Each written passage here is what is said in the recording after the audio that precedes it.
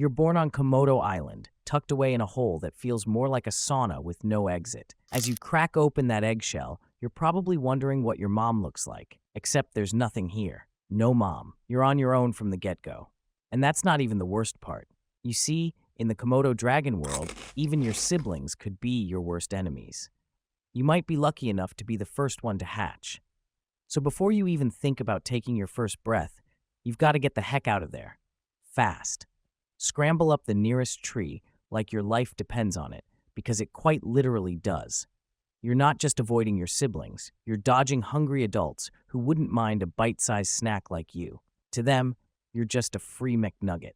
So there you are, clinging to a tree branch, getting your first real look at the world. For now, just focus on surviving your first few days, because the real adventure is just beginning. For the next few months, you're on a strict no-ground diet, because down there, it's a jungle in the most literal sense, where every step could be your last. You're not completely defenseless, though. You've got instincts, quick reflexes, and a strong survival instinct that kicks in from day one. Plus, you've inherited a handy little trick, the art of camouflage. With your mottled brown and green scales, you blend right into the leaves and bark, making it that much harder for anything hungry to spot you. At this stage, your life is all about survival 101. Find food, stay hidden, and whatever you do, don't fall out of the tree. Your diet's about as varied as a college student's during finals week. Whatever you can scavenge or catch, from insects and small lizards to the occasional bird that's too slow for its own good. Every meal is a victory, but don't get too comfortable in that tree, because soon you're going to have to face the real world down low. And trust me, that's when things really start to get interesting. You're no longer that helpless hatchling clinging to a branch for dear life. Now, you're ready to start exploring the wild world of Komodo Island. Your first few steps on solid ground are like a toddler taking their first wobbly steps. Except in your case, the stakes are a bit higher. Every rustle in the bushes could be a potential meal or a threat. Now, in most animal worlds, this would be the part where mom swoops in to show you the ropes. But as we've established, Komodo moms aren't exactly the nurturing type. Instead, you're left to figure out things on your own, and that means a lot of trial and error. Your days are filled with mini-missions, stalking unsuspecting critters, practicing your stealth moves, and trying not to end up on the menu of a bigger predator. It's all part of the learning curve. At first, your hunts are more hide-and-seek than stealthy predators. You'll spend hours lying in wait, trying to blend in with the underbrush, your heart pounding like a drum as you watch potential meals scuttle by, or get swept up by a much more experienced dragon. But when you finally nail that first successful hunt, it's like winning the lottery of lizards and rats. As you grow, so does your confidence. You're exploring further from your original tree. Each day you become a little more daring, a little more skilled, and a lot less likely to end up as someone else's dinner. As you transition from Komodo teen to adulthood, you start to realize that the world is both bigger and smaller than you once thought. The island is vast, but it's also crowded with other dragons, each staking their claim to the best hunting grounds. It's time to find your own territory.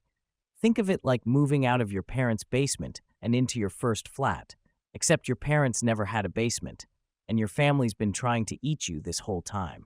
You'll roam across Komodo Island, covering miles of rugged terrain, scanning for that perfect spot. Once you find a potential territory, the real challenge begins, making it yours. Imagine walking for hours to find the perfect spot, only to discover that it's already been taken by a dragon twice your size. Now you've got a choice. Try to negotiate, which, let's be honest, is going to end in a fight, or keep moving and hope for a less crowded patch of land. Now that you've got your territory, and congrats by the way, it's time to settle into the daily routine of a full-fledged Komodo dragon. Your schedule is a mix of hunting, patrolling, and catching up on sleep. Lots and lots of sleep. You're not one to waste energy. So when you hunt, you go big. One large meal a week is your style, something that'll keep you satisfied for days. You're aiming for deer, wild boar, or even the occasional water buffalo. Your hunting style is all about patience and precision. You lie in wait, blending into the landscape until the perfect moment to strike. It's a high-stakes game of hide-and-seek, where the prize is dinner, and the cost of losing is another day of hunger. But when you do succeed, it's worth the wait. You'll feast like a king and then slip into a food coma that'll make a Thanksgiving nap look like a quick power snooze. As you reach full maturity at around 7 to 10 years, you start taking extra notice of other female Komodos roaming around. That's your urge to mate kicking in. Mating season is like the ultimate dating game. For male dragons, the competition's fierce. You've got to prove your worth to the ladies, and that means showing off your strength, size, and survival skills. If a female finds you impressive, she might just let you get close enough to mate. Once you've successfully mated, your job isn't quite done. If you're a female, you lay your eggs in a carefully selected spot, burying them deep to protect them from predators. After that, it's back to a solitary life, leaving the next generation to fend for themselves, just like you did. You've somehow made it past 10 years, and all the way to 15. Congratulations. In the wild world of Komodo dragons, that's like reaching your 90s with all your teeth intact. But here's the thing, you're not as quick as you used to be, and those once impressive muscles aren't quite as strong. You've earned every scar, every notch on your scales. But now, survival requires a different kind of strength. One that comes from experience and wisdom rather than brute force. But with age comes new challenges, and you knew this day would come. Another younger dragon wants your territory. And this battle might be your last. The young dragon's eager, strong, and even reminds you of yourself when you first set out to get your own territory. Hey, it might even be your own son. Who knows? Komodo dragons aren't exactly great parents. This fight is different from the others you've had. Although you're older and wiser, you're also more vulnerable. Your opponent's fast, relentless, and every blow feels a little harder than the last. But you're not about to go down without a fight.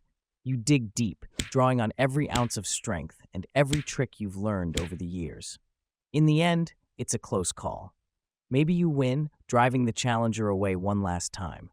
Or maybe you lose, forced to retreat to the fringes of your territory, battered but not broken. After years of ruling your territory, you give one last growl. And now, as you feel the weight of time pressing down, you know that the jungle will continue, with or without you. As the end approaches, you find a quiet spot to rest, somewhere safe from the constant struggle for survival. You lie down, feeling the warmth of the sun on your scales, and close your eyes. The world keeps turning. The cycle continues, and somewhere out there, a new dragon is hatching, ready to begin the journey you've just completed. Or not. And for the fellow viewers out there, we almost hit 1,000 subscribers, so don't forget to like and subscribe to the channel. More wild episodes are coming your way. You wouldn't want to miss them.